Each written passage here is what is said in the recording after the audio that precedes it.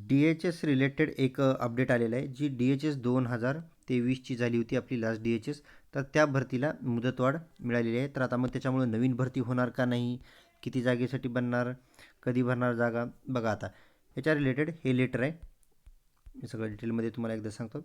बघा हे सार्वजनिक आरोग्य विभाग 23/12 आजचं लिटर आहे. हे प्रति आयुक्तांना लेटर लिहिलेलं आहे. आपले जे अवर सचिव आहेत त्यांनी, महाराष्ट्र शासन. ठीक आहे. चला, याच्यामध्ये निवड सूचीच्या विधिग्राह्यतेबाबत म्हणजे जी व्हॅलिडिटी होती 2023ची जी डी-एच-एस होती त्या भरतीची जी मुदत होती त्याच्या रिलेटेड आहे. आता ह्याच्यामध्ये शासनाचे संदर्भ दिले, त्यांनी पत्र वगैरे दिलेले. ठीक आहे, हे संदर्भ सोडून द्या. लेटरचा मिनिंग बघा आता काय याच्यामध्ये यांनी काय सांगितले की सार्वजनिक आरोग्य विभागांतर्गत आरोग्य सेवा आयुक्तालय अधीनस्थ असलेल्या गट क ड संवर्गातील रिक्त पदे भरण्याकरिता राबवण्यात आलेल्या पदभरतीची म्हणजे 2023ची जी आपली डी-एच-एस होती ती. ठीक आहे. तर त्या पदभरतीची विधिग्राह्यता 16/2/2025 पासून 9 महिन्याकरिता म्हणजेच 16 नोव्हेंबर 2025 पर्यंत एक संदर्भ 1 प्रमाणे वाढवून देण्यात आली होती किंवा मान्यता देण्यात आली होती. म्हणजे जी आपली 2023ची डी-एच-एस आहे ही 2023ची डी-एच-एस ॲक्च्युली कधी संपायला पाहिजे होती? ही संपायला पाहिजे होती 16 फेब्रुवारी 2025ला संपायला पाहिजे होती. पण इलेक्शनमुळं वगैरे समजा तिला याद्या लागायला लेट झाल्या, त्याच्यामुळं ही कॅन्डिडेटनी मागणी केली की ही व्हॅलिडिटी वाढवून देण्यात यावं. तर मग शासनाने ती मान्य केली मागणी आणि 9 महिन्याची मुदतवाढ देण्यात आली की ठीक आहे, आणखी 9 महिने मुदतवाढ देण्यात आली. तर 11 नोव्हेंबर 16 नोव्हेंबर 2025पर्यंत 9 महिने व्हॅलिडिटी वाढवून देण्यात आली आणि सांगितलं की ठीक आहे, आता ह्या पिरियडमध्ये ज्या जागा व्हॅकंट राहिल्या होत्या त्या जागा भरून घ्या. तर व्हॅकंट किती राहिल्या होत्या जागा?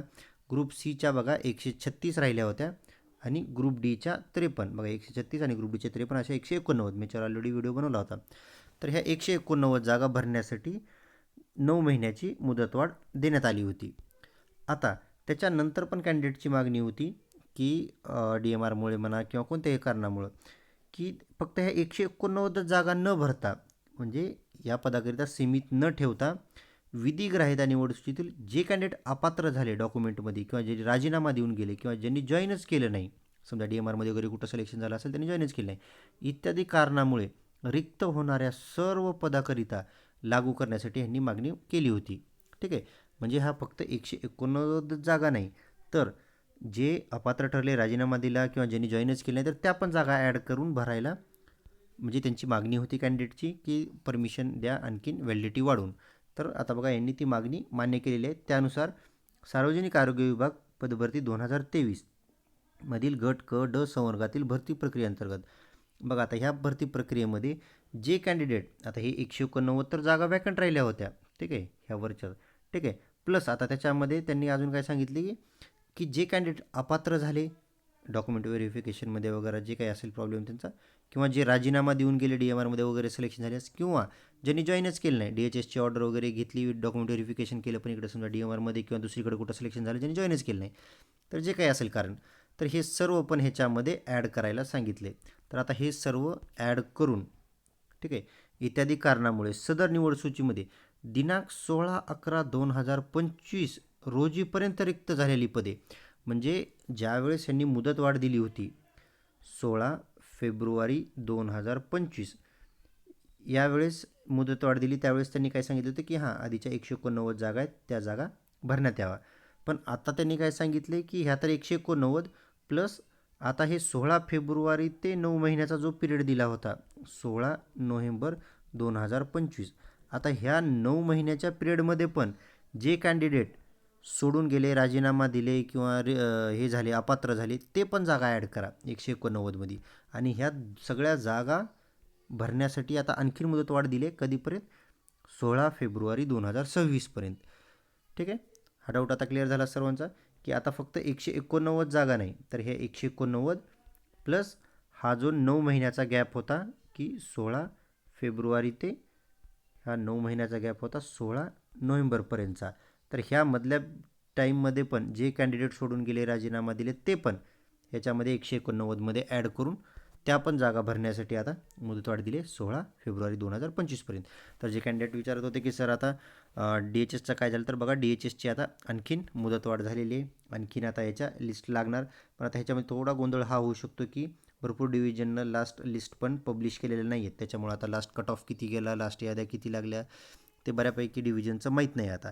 ठीक आहे, आता ते तुम्हाला कॉल करतील किंवा मेल करतील किंवा मला पण जे जे अपडेट मिळेल, जशा माझ्याकडे हे लिस्ट येतील तशा मी पण इन्फॉर्म करेन, ग्रुपवर टाकेन. ठीक आहे, तर आता हा एक डाऊट राहिला की आता लिस्ट DHS भरती प्रक्रिया संपली का, तर नाही, आता आणखी मुदत वाढ देण्यात आलेली आहे. आता 16 फेब्रुवारी 2025 भरती प्रक्रिया ही चालेल. चला, आता नेक्स्ट क्वेश्चन होता की आता जी नवीन DHS येणार आहे, तर नवीन DHSवर ह्याचा काय परिणाम होईल. तर बघा, नवीन DHSवर ह्याचा काहीच परिणाम होणार नाही. त्याचं रिझन हे की ह्या जागा मागच्याच भरतीतल्या आहेत. ठीक आहे, ह्यांनी आता जे कॅन्डिडेट मला विचारत होते की सर मग आता ह्याच्यामुळे नवीन भरती प्रक्रिया लेट होणार, काही होणार नाही, होणार. नवीन भरती प्रक्रियेचा आणि ह्या भरती प्रक्रियेचा संबंध नाही, दोन्ही वेगवेगळ्या भरती आहेत. ठीक आहे, हे मागच्या भरतीचा विषय चालू आहे. आता ह्याच्यामध्ये म्हणत होतं की आता कॅन्डिडेट की सर मग आता ह्यांनी इतक्या जागा भरल्या तर मग नवीन भरतीमध्ये जागा शिल्लक राहणार नाही, हे नाही ते नाही. तसं नाही होणार. एक एक्झाम्पल सांगतो बघा, समजा 100 जागा होत्या.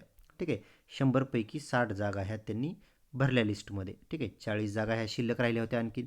मग ह्यांनी काय मागणी केली स्टार्टिंगला की वॅकन्सी वगैरे म्हणजे लिस्ट लेट लागल्या तर ह्या जागा शिल्लक न ठेवता मुदतवाढ देण्यात यावी, जागा भरायला परमिशन द्यावी.